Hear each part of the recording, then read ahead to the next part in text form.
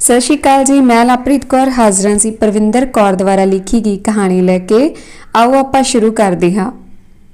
3 ਕਮਰਿਆਂ ਵਾਲੇ ਘਰ ਦੇ ਵਰਾਂਡੇ ਵਿੱਚ ਜਸਰਾਜ ਬੈਠਾ ਸੀ ਤੇ ਰਸੋਈ ਦੇ ਮੂਹਰੇ 2.5 ਫੁੱਟ ਉੱਚੀ ਕੰਧ ਕੱਢ ਕੇ ਬਣਾਈ ਚੌਂਕੇ ਵਿੱਚ ਬੇਬੇ ਰੋਟੀ ਟੁੱਕ ਦੇ ਆਹਾਰ ਵਿੱਚ ਲੱਗੀ ਹੋਈ ਸੀ। ਬੇਬੇ, ਤੂੰ ਮੈਨੂੰ ਇੱਥੋਂ ਤੱਕ ਪਹੁੰਚਾਇਆ, ਤੇਰਾ ਬਹੁਤ-ਬਹੁਤ ਧੰਨਵਾਦ। ਪਰ ਹੁਣ ਮੈਂ ਇੱਥੇ ਨਹੀਂ ਰਹਿ ਕੇ ਪੜ੍ਹਨਾ। ਜਸਰਾਜ ਨੇ ਕੋਲ ਬੈਠੀ ਮਾਂ ਨਾਲ ਬਹਿਸ ਜਾਰੀ ਕਰਦਿਆਂ ਆਖਿਆ, ਵੇ ਪੁੱਤ, ਇੱਥੇ ਤੈਨੂੰ ਦੱਸ ਕਾਦੀ ਕਮੀ ਆ? ਜਿੱਥੇ ਇੰਨਾ ਪੜ੍ਹ ਲਿਆ ਏ ਉੱਥੇ ਕੁਝ ਸਮਾਂ ਹੋਰ ਸਹੀ। ਬੇਬੇ ਨੇ ਸਮਝਾਉਣਾ ਕੀਤਾ। ਮੇਰੀ ਬੇਬੇ ਜੀ, ਤੁਸੀਂ ਸਮਝਦੇ ਕਿਉਂ ਨਹੀਂ ਪਏ? ਮੈਂ ਬਾਹਰਲੇ ਮੁਲਕ ਜਾ ਕੇ ਪੜਾਂਗਾ, ਉੱਚ ਵਿੱਦਿਆ ਪ੍ਰਾਪਤ ਕਰਾਂਗਾ, ਚੰਗਾ ਸਰਜਨ ਬਣ ਜਾਵਾਂਗਾ ਤੇ ਕਿੰਨੇ ਡਾਲਰ ਕਮਾਵਾਂਗਾ। ਕਿੰਨਾ ਰੁਤਬਾ ਹੋਵੇਗਾ ਮੇਰਾ ਤੇ ਨਾਲੇ ਤੇਰਾ। ਸੋਚ ਜਰਾ, ਸਾਰੇ ਤੈਨੂੰ ਆਖਣਗੇ, ਨੀ ਹਰਕੁਰੇ, ਅਸੀਂ ਸੁਣਿਆ ਤੇਰਾ ਪੁੱਤ ਅਮਰੀਕਾ 'ਚ ਵੱਡਾ ਡਾਕਟਰ ਬਣ ਗਿਆ। ਬੇਬੇ, ਤੇਰੇ ਤਾਂ ਅੱਗੇ ਪਿੱਛੇ ਘੁੰਮਣਗੀਆਂ ਸਾਰੀਆਂ ਬੁੜੀਆਂ। ਜਸਰਾਜ ਨੇ ਸਫਾਈ ਪੇਸ਼ ਕੀਤੀ। ਵੇ ਪੁੱਤਰ, ਮੈਨੂੰ ਨਹੀਂ ਚਾਹੀਦਾ ਕੁਝ ਵੀ। ਤੂੰ ਆਪਣਾ ਇੱਥੇ ਪੜ੍ਹ ਲਿਖ ਕੇ ਆਪਣੇ ਸ਼ਹਿਰ ਹੀ ਕਿਸੇ ਵੱਡੇ ਹਸਪਤਾਲ 'ਚ ਲੱਗ ਜਾਵੇਂ ਤੇ ਨਾਲੇ ਆਪਣੇ ਲੋਕਾਂ ਦੀ ਸੇਵਾ ਕਰੀ ਜਾਵੇਂ। ਬੇਬੇ ਨੇ ਤਰਲਾ ਮਾਰਦੇ ਆਖਿਆ। ਬੇਬੇ, ਸੇਵਾ ਤਾਂ ਸੇਵਾ ਹੀ ਹੁੰਦੀ ਆ ਨਾ। ਫਿਰ ਮੈਂ ਜਿੱਥੇ ਮਰਜ਼ੀ ਕਰ ਲੂੰ, ਤੂੰ ਫਿਕਰ ਨਾ ਕਰ। ਤੈਨੂੰ ਵੀ ਉੱਥੇ ਹੀ ਸੱਦ ਲਊਂ ਮੈਂ। ਤੂੰ ਮੈਨੂੰ ਰਾਜ਼ੀ ਖੁਸ਼ੀ ਘਰੋਂ ਭੇਜ ਬਸ। ਪੁੱਤ, ਮੈਂ ਤਾਂ ਤੇਰੇ ਲਈ ਕੁੜੀ ਵੀ ਪਸੰਦ ਕੀਤੀ ਹੋਈ ਆ, ਤੇਰੇ ਨਾਨਕੇ ਪਿੰਡ ਦੀ ਆ। ਤੂੰ ਮਿਲਿਆ ਦੇਖਿਆ ਵੀ ਆ ਉਹਨੂੰ। ਇੰਨੀ ਸਾਊ ਸੁਨੱਖੀ ਤੇ ਸੁਸ਼ੀਲ ਕੁੜੀ ਨਹੀਂ ਤੈਨੂੰ ਕਿਤੇੋਂ ਲੱਭਣੀ। ਆਪਣੇ ਘਰ ਪਰਿਵਾਰ 'ਚ ਮਿਲ ਕੇ ਰਹੂਗੀ। ਬੇਬੇ ਨੇ ਗੱਲ ਬਦਲਣ ਲਈ ਅਗਾਂਹ ਤੋਰੀ। ਬੇਬੇ, ਕਿਹੜੀ ਕੁੜੀ? ਜਸਪਿੰਦਰ ਕੌਰ, ਜਿਹੜੀ ਤੇਰੇ ਮਾਮੇ ਦੇ ਘਰ ਕੋਲ ਰਹਿੰਦੀ ਆ। ਮੈਨੂੰ ਬਹੁਤ ਪਸੰਦ ਆ ਤੇ ਤੈਨੂੰ ਵੀ ਜ਼ਰੂਰ ਪਸੰਦ ਹੋਊਗੀ। ਤੂੰ ਪੁੱਤ ਇੱਥੇ ਹੀ ਰਹਿ ਬਸ। ਜਦੋਂ ਕਹੇਗਾ ਅਸੀਂ ਰਿਸ਼ਤਾ ਕਰ ਤੇਰਾ ਵਿਆਹ ਕਰ ਲਾਂਗੇ। ਬਾਹਰ ਕੁਛ ਨਹੀਂ ਰੱਖਿਆ ਪੁੱਤ। ਆਪਣੇ ਪਰਾਏ ਦੀ ਕਿਸੇ ਨੂੰ ਕੋਈ ਸੋਝੀ ਨਹੀਂ ਰਹਿੰਦੀ ਉੱਥੇ। ਬੇਬੇ ਲਗਾਤਾਰ ਜਸਰਾਜ ਦੀਆਂ ਮਿੰਨਤਾਂ ਮਾਰ ਰਹੀ ਸੀ। ਨਾ ਬੇਬੇ, ਕੋਈ ਨਾ, ਵਿਆਹ ਤਾਂ ਮੈਂ ਕਰਾ ਲੂੰ। ਹਲੇ ਮੈਨੂੰ ਪੜ੍ਹ ਕੇ ਵਧੀਆ ਡਾਕਟਰ ਬਣ ਲੈਣ ਦੇ। ਬਾਕੀ ਤੇਰੀਆਂ ਸਾਰੀਆਂ ਰੀਝਾਂ ਚਾਅ ਮੈਂ ਆਪ ਪੂਰੇ ਕਰੂੰਗਾ। ਜਸਰਾਜ ਨੇ ਬੇਬੇ ਦੇ ਗੋਡੇ ਫੜਦਿਆਂ ਆਖਿਆ। ਚੰਗਾ ਭਾਈ, ਫਿਰ ਮਰਜ਼ੀ ਆ ਤੇਰੀ। ਆਖ ਬੇਬੇ ਨੇ ਲੰਮਾ ਹੌਂਕਾ ਲਿਆ। ਭਾਵੇਂ ਜਸਰਾਜ ਇੱਕ ਸਧਾਰਨ ਪਰਿਵਾਰ ਵਿੱਚੋਂ ਸੀ, ਪਰ ਉਸ ਦਾ ਭਰਮਾ ਜੁੱਸਾ, 6 ਫੁੱਟ ਲੰਬਾ ਕੱਦ, ਮਾਸੂਮ ਚਮਕਦੀਆਂ ਅੱਖਾਂ ਤੇ ਸੂਰਜ ਵਾਂਗੂ ਦਗਦਾ ਮੁੱਖ ਉਸ ਦੀ ਖੂਬਸੂਰਤੀ ਨੂੰ ਬਿਆਨ ਕਰਦਾ ਸੀ। ਜਸਰਾਜ ਆਪਣੇ ਮਾਂ-ਪਿਓ ਦੀ ਇਕਲੌਤੀ ਔਲਾਦ ਸੀ। ਜਸਰਾਜ ਦੇ ਪਿਓ ਦੀ ਮੌਤ ਕੁਝ ਸਾਲ ਪਹਿਲਾਂ ਹੋ ਚੁੱਕੀ ਸੀ। ਸਾਊ ਹੋਣਾ, ਪੜ੍ਹਾਈ ਵਿੱਚ ਹੁਸ਼ਿਆਰ ਹੋਣਾ ਤੇ ਕਿਸੇ ਵੀ ਪ੍ਰਕਾਰ ਦੀ ਗਲਤ ਆਦਤ ਦਾ ਨਾ ਹੋਣਾ ਉਸ ਨੂੰ ਸਭ ਨਾਲੋਂ ਵੱਖ ਕਰਦਾ ਸੀ। ਹੁਣ ਉਸਨੇ ਮੈਡੀਕਲ ਲਾਈਨ ਚੁਣ ਲਈ ਸੀ, ਜਿਸ ਕਾਰਨ ਆਪਣੀ ਉਚੇਰੀ ਵਿੱਦਿਆ ਲਈ ਜਸਰਾਜ ਅਮਰੀਕਾ ਜਾਣਾ ਚਾਹੁੰਦਾ ਸੀ ਤੇ ਉੱਥੇ ਹੀ ਆਪਣਾ ਜੀਵਨ ਨਿਰਵਾਹ ਕਰਨਾ ਸੋਚਦਾ ਸੀ। ਜਸਰਾਜ ਦੀ ਬੇਬੇ ਹਰਕੌਰ ਚਾਹੁੰਦੀ ਸੀ ਕਿ ਉਸ ਦਾ ਪੁੱਤ ਇੱਥੇ ਰਹਿ ਕੇ ਆਪਣੀ ਪੜ੍ਹਾਈ ਪੂਰੀ ਕਰਕੇ ਉਸਦੇ ਕੋਲ ਰਹੇ ਤੇ ਡਾਕਟਰ ਬਣ ਕੇ ਇੱਥੇ ਨਾਲ ਦੇ ਸ਼ਹਿਰ ਵਿੱਚ ਹੀ ਨੌਕਰੀ ਕਰ ਲਵੇ। ਪਰ ਹੋਣੀ ਨੂੰ ਕੁਝ ਹੋਰ ਮਨਜ਼ੂਰ ਸੀ। ਜਸਰਾਜ ਨੇ ਆਪਣੀ ਬੇਬੇ ਨੂੰ ਹੌਸਲਾ ਦੇ ਕੇ ਆਪਣਾ ਜਿਗਰਾ ਤਕੜਾ ਕਰਕੇ ਅਮਰੀਕਾ ਲਈ ਚਾਲੇ ਪਾ ਦਿੱਤੇ। ਉੱਚੀਆਂ ਉਡਾਰੀਆਂ ਭਰਨ ਦੇ ਸੁਪਨੇ ਲੈਂਦਾ ਹੋਇਆ ਜਸਰਾਜ ਕੁਝ ਕੁ ਮਹੀਨਿਆਂ ਦੌਰਾਨ ਅਮਰੀਕਾ ਦੇ ਸਾਊਥਿੰਗਟਨ ਸ਼ਹਿਰ ਪਹੁੰਚ ਗਿਆ ਸੀ। ਆਪਣੇ ਸ਼ਹਿਰ ਨਾਲੋਂ ਕਿਤੇ ਬੇਹੱਦ ਸੋਹਣਾ, ਸਾਫ਼ ਸੁਥਰਾ ਸ਼ਹਿਰ ਉਸਦੇ ਮਨ ਨੂੰ ਲੁਭਾ ਗਿਆ ਸੀ। ਉੱਥੋਂ ਦੇ ਨਵੇਕਲੇ ਨਜ਼ਾਰੇ ਦੇਖ ਜਸਰਾਜ ਦਾ ਮਨ ਉਡਾਰੀਆਂ ਲਾ ਰਿਹਾ ਸੀ। ਉਸ ਤੋਂ ਆਪਣੇ ਚਾਅ ਨਹੀਂ ਸਾਂਭੇ ਜਾਂਦੇ ਸਨ। ਜਸਰਾਜ ਨੇ ਸਾਊਥਿੰਗਟਨ ਦੇ ਬ੍ਰੇਨਫੋਰਡ ਹਾਲ ਕੈਰੀਅਰ ਇੰਸਟੀਚਿਊਟ ਵਿੱਚ ਆਪਣੀ ਮੈਡੀਕਲ ਦੀ ਪੜ੍ਹਾਈ ਸ਼ੁਰੂ ਕਰ ਦਿੱਤੀ ਸੀ। ਆਪਣੀ ਪੜ੍ਹਾਈ ਦੌਰਾਨ ਉਸਨੇ ਬਹੁਤ ਮਿਹਨਤ ਕੀਤੀ। ਪੜ੍ਹਨ ਵਿੱਚ ਵੀ ਸ਼ੁਰੂ ਤੋਂ ਹੀ ਹੁਸ਼ਿਆਰ ਸੀ ਜਸਰਾਜ। ਉਸਨੇ ਆਪਣੀ ਇਸ ਭਰ ਜਵਾਨੀ ਵਿੱਚ ਮਿਹਨਤ ਕਰਨ ਪੱਖੋਂ ਕਦੇ ਵੀ ਆਲਸ ਨਹੀਂ ਕੀਤਾ ਸੀ। ਕੁਝ ਕਰਕੇ ਦਿਖਾਉਣ ਦਾ ਜਨੂੰਨ ਉਸਦੇ ਮਨ ਵਿੱਚ ਉਛਾਲੇ ਮਾਰ ਰਿਹਾ ਸੀ। ਕਾਲਜ ਵਿੱਚ ਬਹੁਤ ਸਾਰੇ ਮੁੰਡੇ ਕੁੜੀਆਂ ਉਸਦੇ ਬਹੁਤ ਵਧੀਆ ਦੋਸਤ ਬਣ ਚੁੱਕੇ ਸਨ। ਉਸ ਦਾ ਸੁਭਾਅ ਸ਼ੁਰੂ ਤੋਂ ਹੀ ਸ਼ਾਂਤ ਪਰ ਮਿਲਵਰਤਨ ਵਾਲਾ ਸੀ। ਉਸ ਦੇ ਦੋਸਤਾਂ ਵਿੱਚੋਂ ਜ਼ਿਆਦਾਤਰ ਗੋਰੇ ਅਤੇ ਗੋਰੀਆਂ ਹੀ ਸਨ। ਸਮਾਂ ਬੀਤਦਾ ਗਿਆ ਤੇ ਜਸਰਾਜ ਨੂੰ ਇੱਕ ਗੋਰੀ ਕੁੜੀ ਐਨੀ ਨਾਲ ਪਿਆਰ ਹੋ ਗਿਆ। ਦੋਵੇਂ ਵਧੀਆ ਇੱਕ ਦੂਜੇ ਨਾਲ ਸਮਾਂ ਬਿਤਾਉਣ ਲੱਗੇ। ਐਨੀ ਤੋਂ ਜਸਰਾਜ ਨੇ ਕਈ ਪ੍ਰਕਾਰ ਦੀ ਮਦਦ ਲਈ ਉਹ ਪੜ੍ਹਾਈ ਵਿੱਚ ਵੀ ਪੂਰਾ ਧਿਆਨ ਦਿੰਦੇ ਸਨ। ਪਰ ਕੁਝ ਸਮੇਂ ਪਿੱਛੋਂ ਹੀ ਜਸਰਾਜ ਨੇ ਐਨੀ ਨੂੰ ਕਿਸੇ ਹੋਰ ਨਾਲ ਦੇਖਿਆ ਤਾਂ ਉਹਨੇ ਸਿਰਫ ਇੱਕ ਵਾਰ ਪੁੱਛਿਆ, ਬਾਹਰ ਦੇ ਸੱਭਿਆਚਾਰ ਅਨੁਸਾਰ ਐਨੀ ਨੇ ਵੀ ਬਹੁਤ ਆਰਾਮ ਨਾਲ ਜਸਰਾਜ ਨੂੰ ਇਹ ਕਹਿ ਕੇ ਜਵਾਬ ਦੇ ਦਿੱਤਾ ਕਿ ਮੇਰਾ ਨਵਾਂ ਦੋਸਤ ਹੈ, ਮੈਨੂੰ ਤੇਰੀ ਹੁਣ ਲੋੜ ਨਹੀਂ। ਜਸਰਾਜ ਨੂੰ ਐਨੀ ਦੇ ਇਸ ਵਿਵਹਾਰ ਨਾਲ ਕੋਈ ਖਾਸ ਫਰਕ ਨਾ ਪਿਆ। ਸ਼ਾਇਦ ਕਿਤੇ ਨਾ ਕਿਤੇ ਉਹ ਇਸ ਸਭ ਲਈ ਪਹਿਲਾਂ ਤੋਂ ਹੀ ਤਿਆਰ ਸੀ। ਜਸਰਾਜ ਨੇ ਬਹੁਤ ਪਿਆਰ ਨਾਲ ਐਨੀ ਨੂੰ ਸਤਿ ਸ਼੍ਰੀ ਅਕਾਲ ਬੁਲਾਈ ਤੇ ਆਪਣੇ ਰਾਹ ਤੁਰ ਗਿਆ। ਜਸਰਾਜ ਦੀ ਹੁਣ ਪੜ੍ਹਾਈ ਵੀ ਪੂਰੀ ਹੋ ਚੁੱਕੀ ਸੀ ਤੇ ਉਹ ਸਰਜਨ ਬਣ ਗਿਆ ਸੀ। ਜਸਰਾਜ ਦੀਆਂ ਅੱਖਾਂ ਨੇ ਜੋ ਸੁਪਨੇ ਬੁਣੇ ਸਨ ਉਹ ਪੂਰੇ ਹੋ ਗਏ ਸਨ। ਅੱਜ ਜਸਰਾਜ ਬਹੁਤ ਖੁਸ਼ ਸੀ। ਉਸ ਨੂੰ ਆਪਣੀ ਮੰਜ਼ਿਲ ਪ੍ਰਾਪਤ ਹੋ ਚੁੱਕੀ ਸੀ। ਆਪਣੀ ਬੇਬੇ ਨਾਲ ਤਾਂ ਉਸਦੀ ਗੱਲਬਾਤ ਹੁੰਦੀ ਰਹਿੰਦੀ ਸੀ, ਜੋ ਹਮੇਸ਼ਾ ਜਸਰਾਜ ਨੂੰ ਮੁੜਾਉਣ ਲਈ ਮਿਹਨਤਾਂ ਕਰਦੀ ਰਹਿੰਦੀ ਸੀ।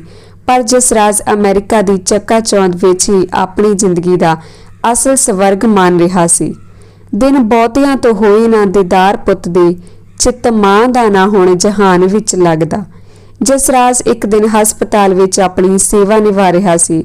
ਉਸ ਨੂੰ ਦਿਨ ਵਿੱਚ ਉਸਦੇ ਮਾਮਾ ਜੀ ਦੇ 2 ਫੋਨ ਆਏ, ਪਰ ਆਪਣੇ ਕੰਮ ਵਿੱਚ ਵਿਅਸਤ ਹੋਣ ਕਾਰਨ ਉਹ ਫੋਨ ਨਾ ਚੁੱਕ ਸਕਿਆ। ਅਖੀਰ ਕੰਮਕਾਜ ਤੋਂ ਵਿਹਲਾ ਹੋ ਕੇ ਜਸਰਾਜ ਨੇ ਆਪਣੇ ਮਾਮਾ ਜੀ ਨੂੰ ਫੋਨ ਮਿਲਾਇਆ। ਹੈਲੋ, ਹਾਂਜੀ ਮਾਮਾ ਜੀ, ਸਤਿ ਸ਼੍ਰੀ ਅਕਾਲ ਜੀ। ਹਾਂ ਪੁੱਤ ਜਸਰਾਜ, ਪਹਿਲਾਂ ਕਿੱਥੇ ਸੀ? ਤੂੰ ਫੋਨ ਹੀ ਨਹੀਂ ਚੁੱਕਿਆ ਪੁੱਤ। ਮਾਮਾ ਜੀ ਨੇ ਔਖੇ ਜਿਹੇ ਸਾਹ ਨਾਲ ਜਵਾਬ ਦਿੱਤਾ। ਹਾਂਜੀ, ਮੈਂ ਬਸ ਹਸਪਤਾਲ 'ਚ ਬਿਜੀ ਸੀਗਾ ਜੀ। ਦੱਸੋ ਮਾਮਾ ਜੀ, ਕੋਈ ਖਾਸ ਗੱਲ? ਬੇਬੇ ਕਿੱਦਾਂ? 2 ਦਿਨ ਤੋਂ ਕੋਈ ਫੋਨ ਨਹੀਂ ਆਇਆ ਉਹਨਾਂ ਦਾ ਵੀ, ਨਾ ਕਿਸੇ ਨੇ ਚੁੱਕਿਆ। ਪੁੱਤ, ਤੇਰੀ ਬੇਬੇ ਤਾਂ ਤੁਰ ਗਈ ਇਸ ਸੰਸਾਰ ਤੋਂ, ਕਹਿ ਕੇ ਮਾਮਾ ਜੀ ਰੋਣ ਲੱਗ ਪਏ। ਦੂਜੇ ਪਾਸੇ ਜਸਰਾਜ ਵੀ ਸੁੰਨ ਹੋ ਗਿਆ। ਉਸ ਨੂੰ ਕੁਝ ਸਮਝ ਨਾ ਲੱਗੇ ਕਿ ਉਹ ਅੱਗੋਂ ਕੀ ਬੋਲੇ, ਜਿਵੇਂ ਬੁੱਤ ਹੀ ਬਣ ਗਿਆ ਹੋਵੇ। ਮਾਮਾ ਜੀ ਨੇ ਆਪਣਾ ਆਪ ਸੰਭਾਲਦੇ ਜਸਰਾਜ ਨੂੰ ਆਖਿਆ, ਪੁੱਤ, ਤੇਰੇ ਜਾਣ ਪਿੱਛੋਂ ਉਹ ਕਿੱਥੇ ਖੁਸ਼ ਰਹਿੰਦੀ ਸੀ, ਮਨ ਹੀ ਮਨ ਘੁੱਟਦੀ ਰਹਿੰਦੀ ਸੀ। ਪੁੱਤ, ਇਕੱਲੀ ਤਾਂ ਲੱਕੜ ਵੀ ਨਹੀਂ ਬਲਦੀ ਹੁੰਦੀ, ਉਹ ਤਾਂ ਫਿਰ ਤੇਰੀ ਮਾਂ ਸੀ। ਬਸ ਦਿਨ ਦੇ ਦਿਨ ਅੰਦਰੋਂ ਝੁਰਦੀ ਰਹੀ ਤੇ ਅਖੀਰ ਆਪਣਾ ਖਤਮ ਕਰ ਗਈ। 2 ਦਿਨ ਤੋਂ ਜ਼ਿਆਦਾ ਬਿਮਾਰ ਹੋ ਗਈ ਸੀ। ਹਸਪਤਾਲ ਵੀ ਲੈ ਕੇ ਗਏ, ਪਰ ਉੱਥੇ ਤੈਨੂੰ ਪੁਕਾਰਦੀ ਹੋਈ ਨੇ ਇਸ ਸਵਾਸ ਤਿਆਗਤੇ। ਕਾਸ਼ ਤੂੰ ਉਹਦੇ ਕੋਲ ਹੁੰਦਾ ਤਾਂ ਸ਼ਾਇਦ। ਮਾਮਾ ਜੀ ਬੋਲਦੇ ਹੋਏ ਚੁੱਪ ਕਰ ਗਏ। ਮਾਮਾ ਜੀ, ਮਾਂ ਦਾ ਸੰਸਕਾਰ? ਜਸਰਾਜ ਨੇ ਥਰਥਰਾਉਂਦੇ ਗਲਾ ਘੁੱਟ ਕੇ ਸਵਾਲ ਕੀਤਾ। ਪੁੱਤ, ਤੇਰੀ ਬੇਬੇ ਜਾਂਦੀ ਹੋਈ ਆਖ ਗਈ ਸੀ ਕਿ ਮੇਰੇ ਸੰਸਕਾਰ ਤੇ ਮੇਰੇ ਪੁੱਤ ਨੂੰ ਨਾ ਬੁਲਾਇਓ। ਖੌਰੇ ਉੱਥੇ ਕਿਹੜੇ ਮਰੀਜ਼ ਦੀ ਸੇਵਾ ਸੰਭਾਲ ਤੇ ਲੱਗਿਆ ਹੋ। ਮੇਰਾ ਕੀ ਆ, ਅੱਜ ਨਹੀਂ ਤਾਂ ਕੱਲ। ਆਪਣੇ ਮਾਮਾ ਜੀ ਦੀਆਂ ਗੱਲਾਂ ਸੁਣ ਕੇ ਜਸਰਾਜ ਇੱਕਦਮ ਟੁੱਟ ਗਿਆ ਸੀ। ਮਾਂ ਦੀ ਮੌਤ ਦੀ ਖਬਰ ਨੇ ਉਸ ਨੂੰ ਕਿਸੇ ਪਾਸੇ ਵੀ ਜਿਉਣ ਜੋਗਾ ਨਾ ਛੱਡਿਆ ਸੀ। ਅੱਜ ਆਪਣੇ ਆਪ ਨੂੰ ਸਭ ਤੋਂ ਜ਼ਿਆਦਾ ਬੇਵਸ ਤੇ ਲਾਚਾਰ ਮਹਿਸੂਸ ਕਰ ਰਿਹਾ ਸੀ ਜਸਰਾਜ। ਪਛਤਾਵੇ ਦੀ ਅੱਗ ਉਸ ਨੂੰ ਆਪਣਾ ਆਪ ਸਾੜਨ ਲਈ ਮਜਬੂਰ ਕਰ ਰਹੀ ਸੀ। ਉਸ ਦਾ ਸਰੀਰ ਪਸੀਨੇ ਨਾਲ ਭਰ ਚੁੱਕਾ ਸੀ ਤੇ ਉਹ ਭੌਂ ਤੇ ਡਿੱਗ ਕੇ ਬੇਹੋਸ਼ ਹੋ ਗਿਆ। ਨਾਲ ਦੇ ਡਾਕਟਰਾਂ ਨੇ ਜਸਰਾਜ ਨੂੰ ਹੋਸ਼ ਵਿੱਚ ਲੈ ਕੇ ਆਉਂਦਾ, ਪਰ ਹਲੇ ਵੀ ਸਦਮੇ ਵਿੱਚ ਸੀ। ਬਾਹਰਲੇ ਮੁਲਕ ਵਿੱਚ ਇੱਜ਼ਤ ਹਸਰਤ ਕਮਾਉਣ ਤੁਰਿਆ ਜਸਰਾਜ ਅੱਜ ਆਪਣੇ ਆਪ ਨੂੰ ਹੀਰੋ ਦੀ ਥਾਂ ਜ਼ੀਰੋ ਬਣਿਆ ਮਹਿਸੂਸ ਕਰ ਰਿਹਾ ਸੀ। ਉਸ ਦੀ ਹੱਸਦੀ ਵਸਦੀ ਦੁਨੀਆ ਉਜੜ ਚੁੱਕੀ ਸੀ।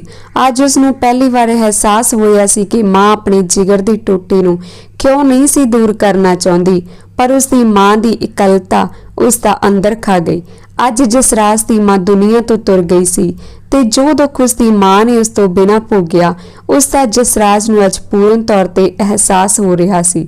ਜਸਰਾਜ ਕੁਝ ਸਮਾਂ ਅਮਰੀਕਾ ਰਿਹਾ, ਪਰ ਉਸ ਨੂੰ ਹੁਣ ਉੱਥੇ ਕੁਝ ਵੀ ਪਾਉਂਦਾ ਨਹੀਂ ਸੀ। ਉਸ ਨੇ ਅਖੀਰ ਆਪਣੇ ਵਤਨ ਮੁੜਨ ਦਾ ਮਨ ਬਣਾ ਲਿਆ। ਆਪਣੇ ਮਨ ਉੱਤੇ ਹੋਰ ਬੋਝ ਲੈ ਕੇ ਉਹ ਉੱਥੇ ਜੀ ਨਹੀਂ ਸਕਦਾ ਸੀ। ਇਸ ਲਈ ਜਸਰਾਜ ਕੁਝ ਸਮੇਂ ਦੌਰਾਨ ਹੀ ਆਪਣੀ ਜ਼ਿੰਮੇਵਾਰੀਆਂ ਸਮੇਟਦੇ ਹੋਏ ਆਪਣੇ ਮੁਲਕ ਵਾਪਸ ਪਰਤ ਆਇਆ। ਆਪਣੇ ਸ਼ਹਿਰ ਪਹੁੰਚ ਸਭ ਤੋਂ ਪਹਿਲਾਂ ਆਪਣੇ ਘਰ ਜਾ ਜਸਰਾਜ ਬੇਬੇ ਨੂੰ ਯਾਦ ਕਰ ਭੁੱਬਾਂ ਮਾਰ-ਮਾਰ ਕੇ ਰੋਇਆ ਤੇ ਮਨ ਹੀ ਮਨ ਬੇਬੇ ਤੋਂ ਮਾਫੀ ਵੀ ਮੰਗੀ। ਪਰ ਹੁਣ ਤਾਂ ਕੁਝ ਨਹੀਂ ਹੋ ਸਕਦਾ ਸੀ। ਲੰਘਿਆ ਵੇਲਾ ਮੁੜ ਕਦੇ ਹੱਥ ਨਹੀਂ ਆਉਂਦਾ। ਜਸਰਾਜ ਨੂੰ ਕੁਝ ਸਮੇਂ ਦੌਰਾਨ ਹੀ ਸ਼ਹਿਰ ਦੇ ਇੱਕ ਹਸਪਤਾਲ ਵਿੱਚ ਸਰਕਾਰੀ ਨੌਕਰੀ ਮਿਲ ਗਈ ਸੀ। ਅਮਰੀਕਾ ਦਾ ਪੜ੍ਹਿਆ ਤੇ ਹੰਢਿਆ ਡਾਕਟਰ ਹੋਣ ਕਾਰਨ ਉਸ ਦੀ ਚਾਰੇ ਪਾਸੇ ਵਾਹੋ-ਵਾਹ ਸੀ। ਜਸਰਾਜ ਹਸਪਤਾਲ ਵਿੱਚ ਰੱਜ ਕੇ ਸਭ ਦੀ ਦੇਖਭਾਲ ਕਰਦਾ, ਗਰੀਬ ਤੇ ਲੋੜਵੰਦ ਲੋਕਾਂ ਦੀ ਹਰ ਪ੍ਰਕਾਰ ਦੀ ਮਦਦ ਕਰਦਾ ਸੀ। ਉਹ ਮਰੀਜ਼ਾਂ ਦੀ ਪੂਰੇ ਤਨ ਮਨ ਧਨ ਨਾਲ ਸੇਵਾ ਕਰਦਾ ਸੀ, ਪਰ ਮਨ ਹੀ ਮਨ ਬੇਬੇ ਦੇ ਤੁਰ ਜਾਣ ਦਾ ਗਮ ਉਸ ਨੂੰ ਅੰਦਰੋਂ ਝੰਜੋੜ ਦਿੰਦਾ। ਹੁਣ ਜਸਰਾਜ ਨੇ ਮਨ ਵਿੱਚ ਧਾਰ ਲਈ ਸੀ ਕਿ ਬੇਬੇ ਦੇ ਜਿਉਂਦੇ ਜੀ ਨਾ ਸਹੀ, ਪਰ ਹੁਣ ਉਸਦੇ ਤੁਰ ਜਾਣ ਮਗਰੋਂ ਤਾਂ ਉਹ ਜ਼ਰੂਰ ਬੇਬੇ ਦੀਆਂ ਖਵਾਇਸ਼ਾਂ ਨੂੰ ਪੂਰਾ ਕਰੇਗਾ। ਸ਼ਾਇਦ ਅਜਿਹਾ ਕਰਨ ਨਾਲ ਉਸਦੇ ਆਪਣੇ ਮਨ ਨੂੰ ਸ਼ਾਂਤੀ ਮਿਲ ਸਕਦੀ ਸੀ। ਜਸਰਾਜ ਆਪਣੇ ਮਾਮਾ ਜੀ ਨੂੰ ਫੋਨ ਕਰਦਾ ਹੈ। ਹੈਲੋ ਮਾਮਾ ਜੀ, ਸਤਿ ਸ਼੍ਰੀ ਅਕਾਲ। ਹਾਂਜੀ ਪੁੱਤ ਜਸਰਾਜ, ਸਤਿ ਸ਼੍ਰੀ ਅਕਾਲ। ਕਿੱਦਾਂ ਪੁੱਤ, ਦਿਲ ਲੱਗੀ ਜਾਂਦਾ ਠੀਕ ਹੁਣ? ਮਾਮਾ ਜੀ ਨੇ ਕਿਹਾ। ਹਾਂਜੀ ਮਾਮਾ ਜੀ, ਠੀਕ ਆ ਜੀ ਉਦਾਂ ਤਾਂ, ਪਰ ਬੇਬੇ ਦੀ ਘਾਟ ਤਾਂ ਰੜਕਦੀ ਰਹਿਣੀ ਆ। ਪੁੱਤ ਲੰਘਿਆ ਵੇਲਾ ਨਹੀਂ ਮੁੜਦਾ ਹੁੰਦਾ। ਤੂੰ ਮੇਰੀ ਮੰਨ, ਆਪਣਾ ਘਰ ਵਸਾ ਲਾ, ਵਿਆਹ ਕਰਾ ਲਾ ਪੁੱਤ। ਉਹ ਤਾਂ ਤੁਹਾਡੀ ਗੱਲ ਠੀਕ ਆ ਮਾਮਾ ਜੀ, ਪਰ ਪੁੱਤ ਤੈਨੂੰ ਦੱਸ ਕਾਹਦੀ ਕਮੀ ਆ? ਬਥੇਰੇ ਰਿਸ਼ਤੇ ਆਉਂਦੇ ਆ ਤੈਨੂੰ ਪੁੱਤ। ਮਾਮਾ ਜੀ ਨੇ ਸਫਾਈ ਦਿੱਤੀ। ਮੈਂ ਤੁਹਾਨੂੰ ਕੁਝ ਪੁੱਛਣਾ ਸੀ ਮਾਮਾ ਜੀ। ਹਾਂ ਪੁੱਤ ਪੁੱਛ, ਸੰਗਦਾ ਜਿਹਾ ਕਾਹਤੋਂ ਆ? ਮਾਮਾ ਜੀ ਤੁਹਾਡੇ ਘਰ ਕੋਲ ਜਿਹੜੀ ਉਹ ਕੁੜੀ ਸੀ ਜਸਪਿੰਦਰ ਕੌਰ ਪੰਮੀ, ਬੇਬੇ ਕਹਿੰਦੀ ਰਹਿੰਦੀ ਸੀ ਕਿ ਉਹਨੂੰ ਬਹੁਤ ਪਸੰਦ ਆ ਉਹ ਕੁੜੀ। ਅਕਸਰ ਹੀ ਕਹਿੰਦੀ ਹੁੰਦੀ ਸੀ ਕਿ ਮੇਰਾ ਸਾਕ ਉਹਦੇ ਨਾਲ ਹੀ ਕਰੂੰਗੀ। ਬੇਬੇ ਨੂੰ ਪਸੰਦ ਸੀ ਉਹ। ਹਾਂ ਪੁੱਤ, ਕੁੜੀ ਤਾਂ ਸਾਊ ਆ ਉਹ। ਪਰ ਪੁੱਤ, ਮਾਮਾ ਜੀ ਨੇ ਔਖਾ ਜਿਹਾ ਸਾਹ ਲੈ ਕੇ ਗੱਲ ਰੋਕ ਦਿੱਤੀ। ਕੀ ਗੱਲ ਮਾਮਾ ਜੀ, ਉਹਦਾ ਵਿਆਹ ਹੋ ਗਿਆ ਕੀ? ਜਸਰਾਜ ਨੇ ਸਵਾਲ ਕੀਤਾ। ਨਾ ਪੁੱਤ, ਵਿਆਹ ਕਿਹਨੇ ਕਰਾਉਣਾ ਉਸ ਨਾਲ? ਇੱਕ ਵਾਰ ਰਿਸ਼ਤਾ ਹੋਇਆ ਸੀ ਉਂਝ ਉਹਦਾ, ਮਗਰੋਂ ਉਹਦੀ ਵਿਚਾਰੀ ਦੀ ਤਾਂ ਇੱਕ ਕਿਡਨੀ ਖਰਾਬ ਹੋ ਗਈ। ਮੁੰਡੇ ਵਾਲੇ ਝੱਟ ਰਿਸ਼ਤਾ ਤੋੜ ਗਏ। ਬਿਮਾਰ ਆ ਵਿਚਾਰੀ, ਉਹ ਤਾਂ ਹਸਪਤਾਲ 'ਚ ਆ। ਤੂੰ ਪੁੱਤ ਕੋਈ ਹੋਰ ਦੇਖ ਲੈ, ਤੈਨੂੰ ਕਿਤੇ ਘਾਟਾ ਕੁੜੀਆਂ ਦਾ? ਉਂਝ ਭੈਣ ਮੈਨੂੰ ਵੀ ਬਹੁਤ ਕਹਿੰਦੀ ਹੁੰਦੀ ਸੀ ਕਿ ਜਸਰਾਜ ਨੂੰ ਤਾਂ ਉਹ ਪੰਮੀ ਹੋਈ ਵਿਆਹ ਕੇ ਲੈ ਕੇ ਜਾਊਗੀ, ਪਰ ਪੁੱਤ ਲਿਖੀਆਂ ਤੇ ਕਿਹਦਾ ਜ਼ੋਰ। ਚੰਗਾ ਮਾਮਾ ਜੀ, ਸਤਿ ਸ਼੍ਰੀ ਅਕਾਲ। ਜਸਰਾਜ ਨੇ ਫੋਨ ਕੱਟ ਦਿੱਤਾ। ਪੰਮੀ ਦੀ ਹਾਲਤ ਬਾਰੇ ਜਾਣਨ ਤੋਂ ਬਾਅਦ ਜਸਰਾਜ ਬਹੁਤ ਉਦਾਸ ਹੋ ਗਿਆ। ਸੋਚਣ ਲੱਗਿਆ ਕਿ ਹੇ ਰੱਬਾ, ਜਿਹੜੇ ਲੋਕ ਬਹੁਤੇ ਦਿਲਾਂ ਦੇ ਚੰਗੇ ਹੁੰਦੇ ਨੇ ਤੇ ਬਹੁਤੇ ਦਿਲ ਦੇ ਕਰੀਬ ਹੁੰਦੇ ਨੇ, ਉਹਨਾਂ ਦੇ ਹਿੱਸੇ ਹੀ ਕਿਉਂ ਤੂੰ ਇੰਨੇ ਵੱਡੇ ਦੁੱਖ ਲਿਖ ਦਿੰਦਾ ਹੈ? ਰੱਬਾ ਮਿਹਰ ਕਰੀ ਸਭ ਉੱਤੇ। ਜਸਰਾਜ ਨੂੰ ਮਾਮਾ ਜੀ ਦੀਆਂ ਗੱਲਾਂ ਸੁਣ ਕੇ ਹੀ ਪੰਮੀ ਨਾਲ ਪਿਆਰ ਹੋ ਗਿਆ ਸੀ। ਉਸਨੇ ਸੋਚ ਲਿਆ ਸੀ ਕਿ ਪੰਮੀ ਨਾਲ ਹੀ ਲਾਮਾ ਲਵੇਗਾ ਤੇ ਆਪਣੀ ਹਮਸਫਰ ਉਸੇ ਨੂੰ ਹੀ ਬਣਾਵੇਗਾ। ਮਾਮਾ ਜੀ ਤੋਂ ਸਭ ਕੁਝ ਜਾਣਕਾਰੀ ਲੈ ਕੇ ਜਸਰਾਜ ਉਸੇ ਹਸਪਤਾਲ ਪਹੁੰਚਿਆ ਜਿੱਥੇ ਪੰਮੀ ਦਾ ਇਲਾਜ ਚੱਲ ਰਿਹਾ ਸੀ। ਹੁਣ ਤੱਕ ਉਸਦੇ ਇਲਾਜ ਉੱਤੇ ਬਹੁਤ ਪੈਸੇ ਖਰਚ ਹੋ ਚੁੱਕੇ ਸਨ। ਮਾਮਾ ਜੀ ਦੇ ਦੱਸੇ ਅਨੁਸਾਰ ਜਸਰਾਜ ਪੰਮੀ ਦੇ ਕਮਰੇ ਕੋਲ ਪਹੁੰਚ ਗਿਆ। ਸਾਹਮਣੇ ਉਸ ਨੂੰ ਪੰਮੀ ਦੇ ਮਾਤਾ ਜੀ ਦਿਖਾਈ ਦਿੱਤੇ। ਮਾਤਾ ਜੀ ਸਤਿ ਸ਼੍ਰੀ ਅਕਾਲ। ਮੱਥਾ ਟੇਕਦਾ ਜਸਰਾਜ ਨੇ ਮਾਤਾ ਜੀ ਦੇ ਪੈਰੀ ਹੱਥ ਲਾਉਂਦਿਆਂ ਦੋਵੇਂ ਹੱਥ ਜੋੜੇ। ਸਤਿ ਸ਼੍ਰੀ ਅਕਾਲ ਪੁੱਤ, ਮੈਂ ਪਛਾਣਿਆ ਨਹੀਂ ਪੁੱਤ, ਕੌਣ? ਮਾਤਾ ਜੀ ਨੇ ਪਛਾਣਨ ਦੀ ਕੋਸ਼ਿਸ਼ ਕਰਦਿਆਂ ਆਖਿਆ। ਬਹੁਤ ਸਾਲਾਂ ਤੋਂ ਉਹਨਾਂ ਨੇ ਜਸਰਾਜ ਨੂੰ ਦੇਖਿਆ ਨਹੀਂ ਸੀ, ਜਿਸ ਕਾਰਨ ਮਾਤਾ ਜੀ ਜਸਰਾਜ ਨੂੰ ਪਛਾਣ ਨਾ ਸਕੇ। ਮਾਤਾ ਜੀ, ਮੈਂ ਮੱਲੀਆਂ ਪਿੰਡ ਤੋਂ ਹਰਕੌਰ ਦਾ ਪੁੱਤ ਹਾਂ ਜੀ। ਤੁਹਾਡੇ ਨੇੜੇ ਰਹਿੰਦੇ ਗਵਾਂਢੀ ਤਰਸੇਮ ਸਿੰਘ ਦਾ ਭਾਂਜਾ ਹਾਂ ਜੀ। ਉਹ ਅੱਛਾ ਪੁੱਤ, ਜਸਰਾਜ ਹੈ ਤੂੰ, ਮੈਂ ਹੁਣ ਪਛਾਣ ਲਿਆ ਪੁੱਤ। ਹਾਂਜੀ ਮਾਤਾ ਜੀ। ਹੋਰ ਪੁੱਤ ਠੀਕ ਆ? ਹਾਂਜੀ ਮਾਤਾ ਜੀ, ਬਸ ਬੇਬੇ ਦੇ ਤੁਰ ਜਾਣ ਮਗਰੋਂ ਕੱਲਾ ਰਹਿ ਗਿਆ। ਪੁੱਤ ਪਹਿਲਾਂ ਤੂੰ ਉਹਨੂੰ ਕੱਲੀ ਨੂੰ ਛੱਡ ਕੇ ਤੁਰ ਗਿਆ ਸੀ, ਹੁਣ ਉਹ ਚੱਲ ਵਸੀ ਵਿਚਾਰੀ। ਡਾਡਾ ਹੀ ਕਹਿਰ ਕਮਾਉਂਦਾ ਰੱਬ ਵੀ, ਆਖ ਕੇ ਮਾਤਾ ਜੀ ਨੇ ਅੱਖਾਂ ਭਰ ਲਈਆਂ। ਪਰ ਪੁੱਤ, ਮੈਂ ਤਾਂ ਪੁੱਛਣਾ ਹੀ ਭੁੱਲ ਗਈ, ਇੱਥੇ ਕਿਵੇਂ ਆਇਆ ਪੁੱਤ? ਕੋਈ ਕੰਮ ਸੀ ਜਾਂ? ਮਾਤਾ ਜੀ ਪੁੱਛਣ ਲੱਗੇ। ਬਸ ਜੀ ਪਤਾ ਲੱਗਿਆ ਸੀ ਮਾਮਾ ਜੀ ਤੋਂ ਪੰਮੀ ਬਾਰੇ। ਬਹੁਤ ਦੁੱਖ ਲੱਗਿਆ ਜੀ ਸੁਣ ਕੇ। ਸੋਚਿਆ ਡਾਕਟਰ ਤਾਂ ਮੈਂ ਵੀ ਬਹੁਤ ਵੱਡਾ ਬਣ ਗਿਆ ਹਾਂ, ਸ਼ਾਇਦ ਕਿਸੇ ਦੇ ਕੰਮ ਹੀ ਆ ਜਾਵਾਂ। ਬਸ ਪੁੱਤ, ਸਮੇਂ ਦੀ ਮਾਰ ਨੇ ਐਸੇ ਮਾਰੇ ਕੁੜੀ ਦਾ ਰਿਸ਼ਤਾ ਵੀ ਟੁੱਟ ਗਿਆ। ਡਾਕਟਰ ਕਹਿੰਦੇ ਨੇ ਕਿਡਨੀ ਬਦਲਣੀ ਪੈਣੀ ਆ। ਨਾ ਚੱਜ ਨਾਲ ਕੁਝ ਖਾਂਦੀ ਆ ਨਾ ਪੀਂਦੀ ਆ, ਬਹੁਤ ਕਮਜ਼ੋਰ ਹੋ ਗਈ ਆ। ਮਾਤਾ ਜੀ ਕਿੰਨਾ ਕੁ ਖਰਚਾ ਕਹਿੰਦੇ ਆ ਡਾਕਟਰ ਕਿਡਨੀ ਬਦਲਣ ਦਾ? ਪੁੱਤ ਬਹੁਤ ਖਰਚਾ ਦੱਸਦੇ ਆਏ ਤਾਂ 7-8 ਲੱਖ ਕਹਿੰਦੇ ਆ। ਤੇਰੇ ਅੰਕਲ ਜੀ ਵੀ ਇਹਦੀ ਫਿਕਰ ਦੇ ਮਾਰੇ ਅੱਧੇ ਰਹਿ ਗਏ। ਰੱਬ ਦੇ ਹੀ ਹੱਥ ਵਸ ਡੋਰਾਂ ਨੇ ਪੁੱਤ। ਮਾਤਾ ਜੀ ਤੁਸੀਂ ਫਿਕਰ ਨਾ ਕਰੋ ਜੀ, ਪਲੀਜ਼ ਇੱਕ ਵਾਰ ਮੈਂ ਪੰਮੀ ਨੂੰ ਮਿਲ ਸਕਦਾ ਜੀ? ਹਾਂ ਹਾਂ ਪੁੱਤ, ਮਿਲ ਲੈ ਜ਼ਰੂਰ। ਉਂਝ ਵੀ ਤੇਰੀ ਬੇਬੇ ਤਾਂ ਮੇਰੀ ਪੰਮੀ ਦਾ ਬਾਲਾ ਹੀ ਮੋਹ ਕਰਦੀ ਸੀ। ਵਕਤ ਵੀ ਅਜੀਬ ਚਾਲਾਂ ਚੱਲਦਾ ਏ। ਮੇਰੇ ਨਾਲ ਵੀ ਬਹੁਤ ਪਿਆਰ ਸੀ ਹਰ ਕੌਰ ਦਾ। ਰੱਬ ਵੀ ਪਤਾ ਨਹੀਂ ਕੀ ਚਾਹੁੰਦਾ। ਜਾ ਪੁੱਤ, ਤੂੰ ਮਿਲ ਲੈ ਪੰਮੀ ਨੂੰ। ਜਸਰਾਜ ਪੰਮੀ ਕੋਲ ਚਲਿਆ ਜਾਂਦਾ ਹੈ। ਪਹਿਲਾਂ ਤੋਂ ਬਹੁਤ ਕਮਜ਼ੋਰ ਹੋ ਗਈ। ਪੰਮੀ ਨੂੰ ਦੇਖ ਕੇ ਇੱਕ ਵਾਰ ਤਾਂ ਜਸਰਾਜ ਨੂੰ ਧੱਕਾ ਲੱਗਦਾ ਹੈ। ਪੰਮੀ ਦੇਖਣ ਸਾਰ ਜਸਰਾਜ ਨੂੰ ਪਛਾਣ ਲੈਂਦੀ ਹੈ। ਅੰਦਰੋਂ ਉਹਦਾ ਮਨ ਖੁਸ਼ੀ ਨਾਲ ਖਿੜ ਜਾਂਦਾ ਹੈ, ਭਾਵੇਂ ਉਹ ਬਾਹਰੋਂ ਆਪਣੀ ਖੁਸ਼ੀ ਦਾ ਪ੍ਰਗਟਾਵਾ ਨਹੀਂ ਕਰਦੀ। ਜਸਰਾਜ, ਤੁਸੀਂ ਇੱਥੇ? ਪੰਮੀ ਜਸਰਾਜ ਨੂੰ ਦੇਖਣ ਸਾਰ ਸਵਾਲ ਕਰ ਦਿੰਦੀ ਹੈ। ਹਾਂਜੀ ਜਸਪਿੰਦਰ ਜੀ, ਮੈਂ ਇੱਥੇ। ਮਾਮਾ ਜੀ ਤੋਂ ਪਤਾ ਲੱਗਾ ਸੀ ਕਿ ਤੁਸੀਂ ਇੱਥੇ ਹੋ, ਸੋਚਿਆ ਮਿਲ ਆਵਾਂ। ਜਸਰਾਜ ਨੇ ਨਾਲ ਹੀ ਜਸਪਿੰਦਰ ਵੱਲ ਦੋਵੇਂ ਹੱਥ ਜੋੜ ਦਿੱਤੇ। ਪਿਆਰ ਦੋ ਰੂਹਾਂ ਦਾ ਮੇਲ ਹੁੰਦਾ ਹੈ। ਕਿਤੇ ਨਾ ਕਿਤੇ ਪੰਮੀ ਦੇ ਮਨ ਵਿੱਚ ਵੀ ਜਸਰਾਜ ਲਈ ਦੱਬੀਆਂ ਸਦਰਾਂ ਅੱਜ ਮੁੜ ਉਜਾਗਰ ਹੋ ਗਈਆਂ ਸਨ, ਪਰ ਰੱਬ ਨੇ ਉਸ ਦੀ ਜ਼ਿੰਦਗੀ ਦੀ ਪਟੜੀ ਕਿਸੇ ਹੋਰ ਹੀ ਲੀਹ ਉੱਤੇ ਖੜੀ ਕਰ ਦਿੱਤੀ ਸੀ। ਰੱਬ ਤੁਹਾਨੂੰ ਜਲਦੀ ਠੀਕ ਕਰੋ। ਪੰਮੀ, ਮੈਂ ਤੁਹਾਨੂੰ ਕਿਸੇ ਵੱਲ ਵਲੇਟ ਨਹੀਂ ਪਾਉਣਾ ਚਾਹੁੰਦਾ, ਬਸ ਮੈਂ ਤੁਹਾਡੇ ਤੋਂ ਕੁਝ ਪੁੱਛਣਾ ਸੀ। ਭਾਵੇਂ ਸੋਚ ਕੇ ਜਵਾਬ ਦੇ ਦਿਓ। ਹਾਂਜੀ, ਬਸ ਹੋਣਾ ਤਾਂ ਉਹੀ ਹੁੰਦਾ ਜੋ ਕਿਸਮਤ ਨੂੰ ਮਨਜ਼ੂਰ ਹੁੰਦਾ। ਪੁੱਛੋ ਜੀ, ਕੀ ਪੁੱਛਣਾ ਤੁਸੀਂ? ਕਿ ਮੈਂ ਤੁਹਾਨੂੰ ਪਸੰਦ ਹਾਂ? ਜਸਰਾਜ ਨੇ ਪੰਮੀ ਦੀਆਂ ਅੱਖਾਂ ਵਿੱਚ ਅੱਖਾਂ ਪਾ ਕੇ ਪੁੱਛਿਆ।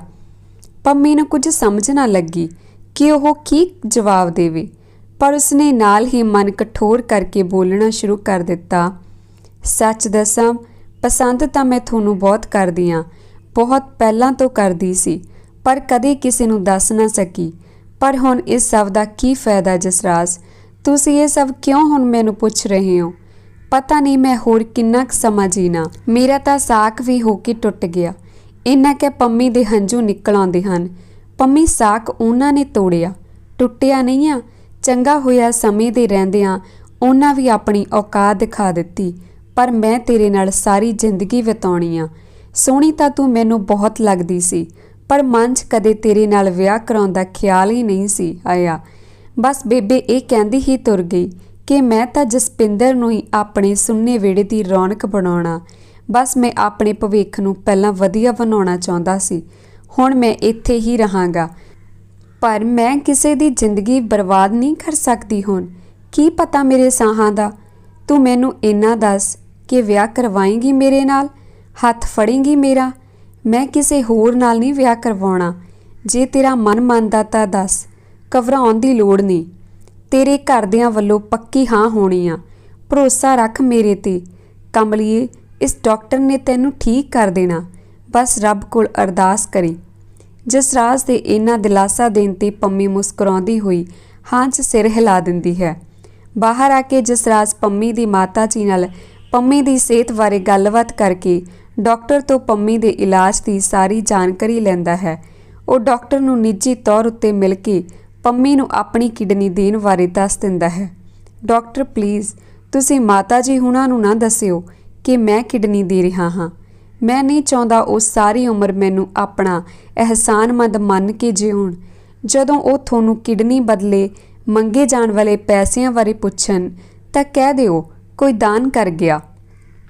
ਸਮਾਂ ਆਉਣ 'ਤੇ ਮੈਂ ਆਪ ਜਸਵਿੰਦਰ ਕੌਰ ਨੂੰ ਸਾਰੀ ਸੱਚਾਈ ਦੱਸ ਦੇਵਾਂਗਾ। ਠੀਕ ਆ ਬੇਟਾ, ਤੁਸੀਂ ਬਹੁਤ ਚੰਗਾ ਕੰਮ ਕਰ ਰਹੇ ਹੋ। ਪਰਮਾਤਮਾ ਤੁਹਾਨੂੰ ਖੁਸ਼ ਤੇ ਤੰਦਰੁਸਤ ਰੱਖੇ। ਡਾਕਟਰ, ਕਦੋਂ ਸ਼ੁਰੂ ਕਰਨਾ ਹੈ ਜੀ ਸਾਰਾ ਪ੍ਰੋਸੈਸ? ਅਸੀਂ 2 ਦਿਨ ਵਿੱਚ ਤੁਹਾਡੀ ਸਾਰੀ ਜਾਂਚ ਕਰਕੇ ਉਸ ਤੋਂ ਬਾਅਦ ਕਰ ਦੇਵਾਂਗੇ। ਜਸਪਿੰਦਰ ਕੌਰ ਨੇ ਬਿਲਕੁਲ ਠੀਕ ਹੋ ਜਾਣਾ ਬੇਟਾ। ਜੀ ਡਾਕਟਰ। ਜਸਰਾਜ ਦੀਆਂ ਅੱਖਾਂ ਵਿੱਚ ਅੱਜ ਬਹੁਤ ਦੇਰ ਮਗਰੋਂ ਹਨੇਰੇ ਵਿੱਚ ਚਮਕਦੇ ਜੁਗਨੂ ਜਿਹੀ ਲੋ ਰੁਸ਼ਨਾਈ ਸੀ। ਉਸਨੇ ਮਾਤਾ ਜੀ ਨੂੰ ਦਿਲਾਸਾ ਦਿੱਤਾ ਤੇ ਕੁਝ ਦਿਨਾਂ ਵਿੱਚ ਹੀ ਜਸਪਿੰਦਰ ਕੌਰ ਪੰਮੀ ਦੀ ਕਿਡਨੀ ਬਦਲ ਦਿੱਤੀ ਗਈ। ਹੌਲੀ-ਹੌਲੀ ਪੰਮੀ ਦੀ ਸਿਹਤ ਵਿੱਚ ਵੀ ਸੁਧਾਰ ਆਉਣ ਲੱਗਿਆ। ਸ਼ਾਇਦ ਜਸਰਾਜ ਦੇ ਪਿਆਰ ਦਾ ਅਸਰ ਦਵਾਈਆਂ ਨਾਲੋਂ ਕਿਤੇ ਵਧੇਰੇ ਸੀ। ਪੰਮੀ ਹੁਣ ਪੂਰੀ ਤਰ੍ਹਾਂ ਖੁਸ਼ ਸੀ। ਜਸਰਾਜ ਨੇ ਆਪਣੇ ਮਾਮਾ ਜੀ ਰਾਹੀਂ ਪੰਮੀ ਦੇ ਘਰ ਆਪਣਾ ਸਾਕ ਜੋੜਨ ਦੀ ਗੱਲ ਕੀਤੀ, ਜਿਸ ਨੂੰ ਸੁਣ ਕੇ ਪੰਮੀ ਦੇ ਮਾਤਾ-ਪਿਤਾ ਬਹੁਤ ਜ਼ਿਆਦਾ ਖੁਸ਼ ਸਨ। ਉਹਨਾਂ ਪੰਮੀ ਨਾਲ ਸਲਾਹ ਕਰਕੇ ਜਸਰਾਜ ਦੇ ਮਾਮਾ ਜੀ ਹੁਣਾਂ ਨੂੰ ਹਾਂ ਕਰ ਦਿੱਤੀ। 3 ਕੁ ਮਹੀਨੇ ਬੀਤ ਜਾਣ ਮਗਰੋਂ ਜਸਰਾਜ ਤੇ ਜਸਪਿੰਦਰ ਦਾ ਵਿਆਹ ਹੋ ਗਿਆ। ਦੋਵੇਂ ਆਪਣੀ ਜ਼ਿੰਦਗੀ ਵਿੱਚ ਬਹੁਤ ਖੁਸ਼ ਸਨ। ਅੱਜ ਬਹੁਤ ਸਮੇਂ ਬਾਅਦ ਜਸਰਾਜ ਦੇ ਮਨ ਤੋਂ ਬਹੁਤ ਵੱਡਾ ਭਾਰ ਲੱਥ ਗਿਆ ਸੀ। ਜਸਰਾਜ ਦੇ ਬੀਤੇ ਵਕਤ ਦੀਆਂ ਪੈੜਾਂ ਨੂੰ ਅੱਜ ਅਸਲ ਮੰਜ਼ਿਲ ਪ੍ਰਾਪਤ ਹੋ ਚੁੱਕੀ ਸੀ। ਧੰਨਵਾਦ ਜੀ। ਅੱਜ ਦੀ ਕਹਾਣੀ ਤੁਹਾਨੂੰ ਕਿਵੇਂ ਲੱਗੀ ਪਲੀਜ਼ ਕਮੈਂਟ ਕਰਕੇ ਜ਼ਰੂਰ ਦੱਸਿਓ ਜੀ। ਤੇ ਵੀਡੀਓ ਨੂੰ ਲਾਈਕ ਕਰ ਦਿਓ ਜੀ, ਕਿਉਂਕਿ ਤੁਹਾਡਾ ਇੱਕ ਲਾਈਕ ਸਾਨੂੰ ਇਹੋ ਜਿਹੀਆਂ ਹੋਰ ਵਧੀਆ ਕਹਾਣੀਆਂ ਲੈ ਕੇ ਆਉਣ ਦੇ ਲਈ ਮੋਟੀਵੇਟ ਕਰਦਾ ਹੈ। ਧੰਨਵਾਦ ਜੀ।